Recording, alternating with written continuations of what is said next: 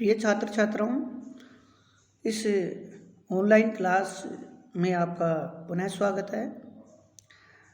हम इस वीडियो में विचार करेंगे भारतीय इतिहास के एक महत्वपूर्ण शासनकाल, साम्राज्य और शासकों के संदर्भ में, जिन्होंने पहली बार भारत में एक राजनीतिक एकता के आदर्श को स्थापित किया और जो विदेशी दासता का जो जुआ था, सिकंदर के आक्रमण के बाद पश्चिमोत्तर भारत में कई क्षेत्रों पर, कई भूभाग पर यूनानी शासकों का उनका प्रभाव था, उनका अधिकार था। उस दासता, प्रतंत्रता, गुलामी, उसको उन्होंने समाप्त किया और जो स्वतंत्रता की बात करते हैं, भारतीय जो क्षेत्र था उसको यूनानी दासता से मुक्त कराया। पहली बार राजनीतिक एकता के आदर्श को स्थापित किया। पहली बार हिंदू कुश पर्वत के रूप में उसको उसकी मौलिक और भौगोलिक सीमा प्राप्त हुई और एक शक्तिशाली केंद्रीकरण की जो शासन व्यवस्था देखते हैं पहली बार हमें दिखाई देती है।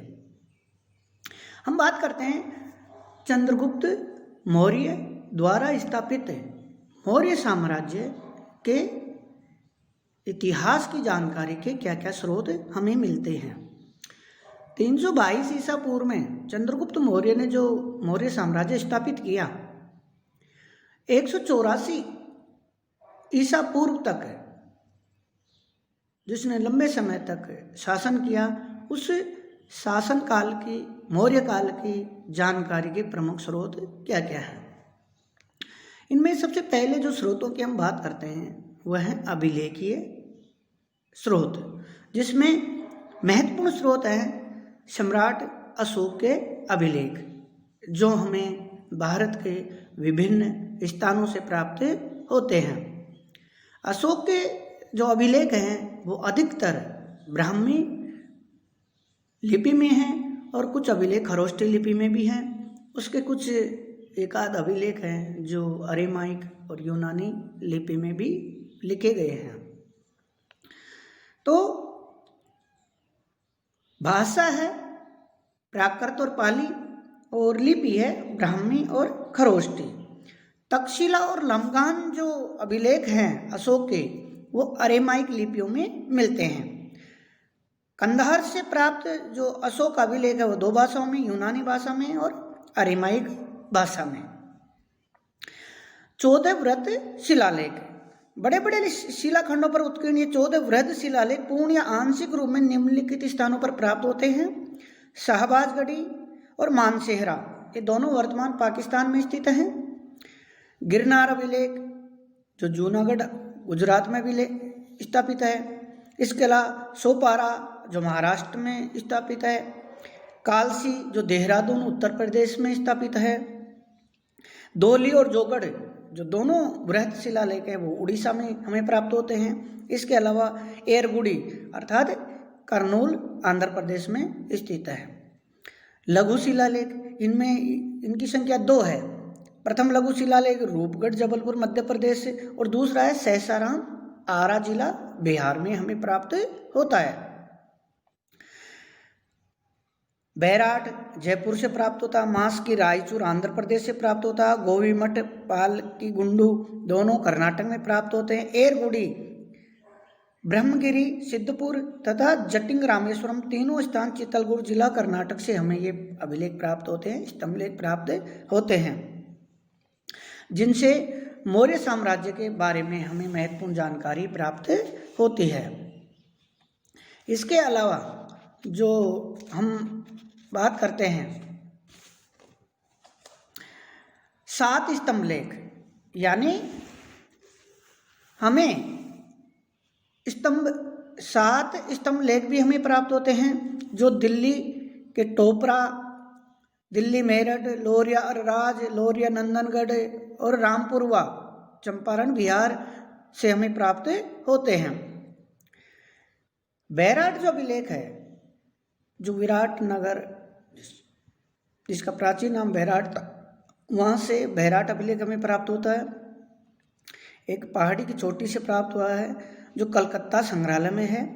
इस अभिलेख में अशोक की बौद्ध धर्म के प्रति जो श्रद्धा थी वो इसमें प्रकट होती है, वो झलकती है, वो साबित होती है।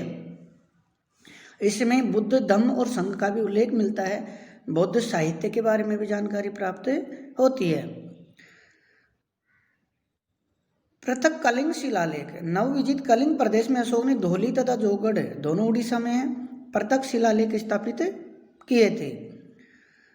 गुहा अभिलेख जो गुफाओं में, पहाड़ी की गुफाओं में हमें प्राप्त होते हैं, वो भी मौर्य काल की जानकारी के महत्वपूर्ण स्रोत हैं। दूसरे प्रकार के जो स्रोत हमें प्राप्त होते हैं मौर्य काल की जानकारी के, वो हैं साहित्यक स्रोत। इनमें सबसे प्रमुख है बौद्ध साहित्य। बौद्ध साहित्य में दीपवंश, महावंश, जिनके बारे में हमें श्रीलंका के इतिहास के बारे में भी जानकारी प्राप्त होती है, मिलिंद पन्नु जो नागसेन और मिनेंडर के मध्य वार्तालाप है उस ग्रंथ से, महाबोधि वंश, महावंश टीका, भद्रबाहु का कल्पसूत्र, हेमचंद्र सूरी का परिशिष्ट पर्वन एक महत्वपूर्ण साक्ष्य है जिससे मौर्य काल के बारे में हमें जानकारी प्राप्त होती है। ब्राह्मण ग्रंथों में प्रमुख रूप से पुराणों का नाम लिया जाता है। अन्य साहित्यिक स्रोतों में विशाख दत्त का मुद्रा राक्षस है, कल्याण की राजतरंगिणी है, सोमदेव का खता सरित सागर है, क्षेमचंद्र की व्रत कथा मंजरी का उल्लेख किया जा सकता है, जिनसे हमें मौर्य साम्राज्य के बारे में महत्वपूर्ण जानकारी प्राप्त होती है। लेकिन हम साहित्य की बात करते हैं तो साहित्य में सबसे महत्वपूर्ण जो हमें जानकारी मिलती है वो है कौटिल्य द्वारा रचित अर्थशास्त्र, जो मौर्य काल का एक महत्वपूर्ण आधारभूत ग्रंथ है। कौटिल्य का अर्थशास्त्र में राजनीति और लोक प्रशासन संबंधित एक अत्यंत महत्वपूर्ण ग्रंथ है। यह 15 अधिकरणों अर्थात खंडों में प्राप्त होता है, जिसके 180 प्रकरण अर्थात अध्याय हैं। यह संस्कृत के गद्य पद्य दोनों में लिखा गया है। अर्थशास्त्र में चंद्रगुप्त मौर्य या अन्य शासकों का उल्लेख नहीं है, लेकिन यह कौटिल्य की रचना है। ऐसे अर्थशास्त्र में स्थल स्थल पर मिल जाते हैं। कौटिल्य चंद्रगुप्त मौर्य का प्रमुख परामर्शदाता, उसका प्रधानमंत्री था। कौटिल्य के अन्य नाम चाणक्य और विष्णुगुप्त भी हमें ज्ञात होते हैं। लेकिन अर्थशास्त्र की जो तिथि है, कब लिखा गया, इसको लेकर मतभेद है। विंटरनिच, जोली, कीथ, F.W. Thomas, H.C. राय चौधरी, कुछ विद्वानों ने मत प्रस्तुत किया कि अर्थशास्त्र एक परवर्ती रचना है और इसे मौर्य काल की सूरत सामग्री के रूप में स्वीकार नहीं किया जाना चाहिए। लेकिन पर्याप्त प्रमाण मौजूद हैं जिनसे साबित होता है कि अर्थशास्त्र मूलतः एक मौर्यकालीन रचना है और इसका रचनाकार कौटिल्य उसका चंद्रगुप्त मौर्य का प्रधानमंत्री था और मुख्य परामर्शदाता था। अर्थशास्त्र की जो विवरण है, प्रशासनिक जो विवरण है, उसकी पुष्टि मेगास्थनीज की इंडिका से भी होती है।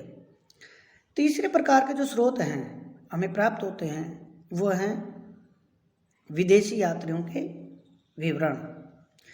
विदेशी स्रोत विदेशी लेखकों के वृत्तांतों से भी मौर्य काल के बारे में बहुत सी जानकारी मिलती है। इनमें सबसे पहले आते हैं सिकंदर के अभियानों के साथ उनके साथ आए इतिहासकार। इनमें 3 अपने बाहर संबंधी विवरण के लिए नियार्कस, आनेसिक्रिटस और अरिस्टोबुलस। इनके ग्रंथ आजकल उपलब्ध नहीं है, लेकिन इनके जो विवरण है, उल्लेख है, वो परवर्ती यूनानी जो लेखक हैं जो बाद में आए उनमें इनके उल्लेख मिलते हैं। मेगास्थनीज जिसकी पुस्तक इंडिका है, ये सबसे महत्वपूर्ण ग्रंथ है। मेगास्थनीज के बाद आने वाले यात्रियों में डायनोसियस प्रमुख है। बहुत से प्रवर्ती क्लासिकल यूनानी रोमन लेखकों ने सिकंदर के साथ के इतिहासकारों, जिसमें डायोडोरस प्रथम सदी ईसा पूर्व जो सिकंदर के बाद भारत की यात्रा पर आया था, स्ट्रेबो, जस्टिन, प्लूटार्क, एरियन, नियार्कस आदि प्रमुख हैं, जिन्होंने अपने उद्धरणों में, अपने रचनाओं में उनका जिक्र किया है। प्लिनी, एरियन, टालमी, जिसने नेचुरल हिस्ट्री प्राकृतिक इतिहास की रचना की। मैगस्थनीज की इंडिका अपने मूल रूप से आज हमें प्राप्त नहीं होती। परवर्ती यूनानी लेखकों, जिनका अभी मैंने आपके सामने जिक्र किया, उनके जो ग्रंथ हैं उनमें इंडिका में जो घटनाएं उल्लेखित की गई हैं उनके विवरण, उद्धरण हमें प्राप्त होते हैं। चौथे प्रकार के जो साक्ष्य हैं, स्रोत हैं, वह है पुरातात्विक उत्खनन। विगत 50 वर्षों में अनेक मौर्यकालीन स्थल हमें खुदाई में प्राप्त हुए हैं। पटना के निकट कुम्भरहार, बुलंदीबाग के उत्खननों से भी मौर्यकालीन भव्य राजप्रसाद और महलों के अवशेष हमें प्राप्त होते हैं, जो मैगस्थनीज की इंडिका के विवरण से मेल खाते हैं। राजगृह, कौशाम्बी, पाटलिपुत्र, हस्तिनापुर, तक्षशिला आदि स्थानों से भी हुए उत्खननों से हमें समकालीन भौतिक जीवन के बारे में महत्वपूर्ण जानकारी प्राप्त होती है।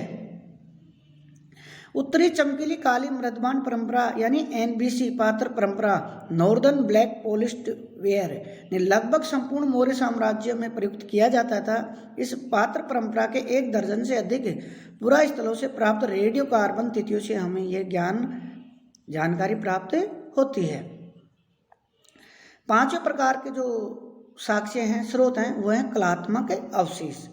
मौर्य साम्राज्य का वैभव कला में भी हमें अभियुक्त हुआ जो हमें प्राप्त होता है। इस समय के कलात्मक पुरावशेषों में मौर्यकालीन राजप्रसाद, गुहा यानी गुफाएं, विहार, प्रस्तर, पत्थर की मूर्तियां, अशोक के स्तंभ एवं उनके शीर्ष पर प्रतिष्ठापित पशु मूर्तियां, इन कलात्मक अवशेषों उनसे मिलने वाली जानकारी से भी हमें महत्वपूर्ण मौर्य काल के बारे में जानकारी प्राप्त होती है। इसके अलावा जो छठे प्रकार के स्रोत हैं जो हमें प्राप्त होते हैं वह हैं सिक्के, मुद्राएं। मौर्य साम्राज्य के मौद्रिक अर्थव्यवस्था पर आधारित था। मौर्य काल की चांदी की मुद्राओं की पहचान लगभग समस्त भारत से प्राप्त है। आहत या पंचमार्कड़, जो हमें प्राचीनतम मुद्रा प्राप्त होती है जिन पे ठप्पे मारकर, पंच मारकर उनको बनाया जाता था, उनसे की जाती है। इनमें से कुछ तो प्राक मौर्य युगीन मानी जाती है और कुछ को मौर्य युगीन और शेष को मौर्योत्तर युगीन यानी मौर्य काल के बाद की मानी जाती है। आहत या पंचमार शिल्पों पर न तो किसी शासक का नाम है और न ही उन पर कोई तिथि अंकित है। इनमें से अधिकतर सिक्कों पर केवल वृक्ष, सूर्य, चंद्रमा, पर्वत, पक्षी आदि के प्रतीक चिन्हों को पंच या मुद्रांकित किया गया है। इस सिक्कों पर कोई लेख न होने के कारण इनका तिथि निर्धारण संबंधी हमारा अनुमान मुख्यतः प्रतीक चिन्हों की महत्ता पर ही निर्भर करता है। ऐसे सिक्के जिन पर मेरू और चंद्र तथा मयूर चिन्ह आहत है यानी अंकित हैं द्वारा वो सिक्के हमें मौर्य काल में प्रचलित किए गए माने जाते हैं। यहाँ पर एक उल्लेखनीय है कि अधिकतर मौर्यकालीन स्थलों से उत्खनन के दौरान एनबीसी मृदभांड तथा पंचमार्कड़ सिक्के साथ साथ हमें प्राप्त होते हैं। इस प्रकार मौर्य काल की जानकारी के लिए हमें विभिन्न प्रकार के साक्ष्य, स्रोत, प्रमाण प्राप्त होते हैं, जिनमें शिलालेख, साहित्यिक स्रोत, पुरातात्विक स्रोत, सिक्के, विदेशी यात्रियों के विवरण आदि से हमें मौर्य काल के बारे में महत्वपूर्ण जानकारी मिलती है, जिसके आधार पर मौर्य काल का इतिहास लिखा गया है। धन्यवाद।